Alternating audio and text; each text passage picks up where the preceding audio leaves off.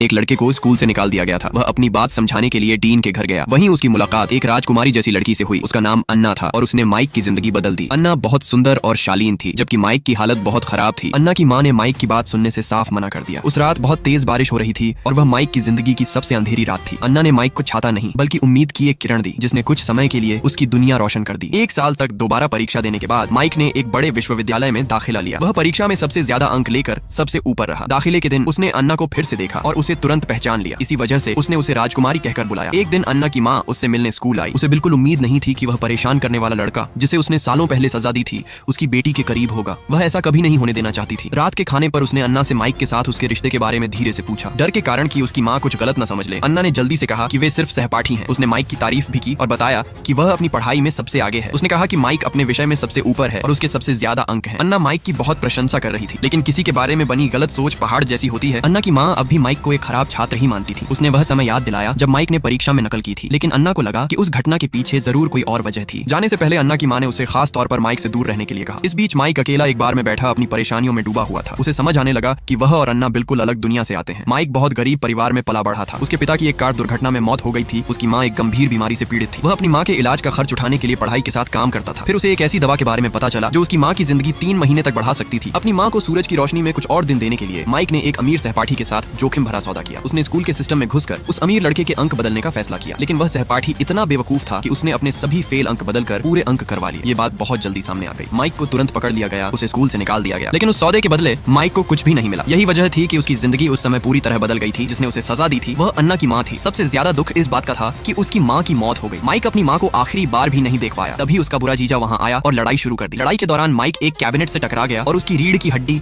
बुरी तरह घायल हो गई। उसने इलाज करवाने से मना कर दिया। आखिर में उसकी ऐसी स्थायी हालत हो गई कि वह झुक नहीं सकता था। अन्ना एक ऊंचे स्थान पर रहने वाली राजकुमारी थी और वह एक गरीब लड़का था जिसके नाम पर एक रिकॉर्ड था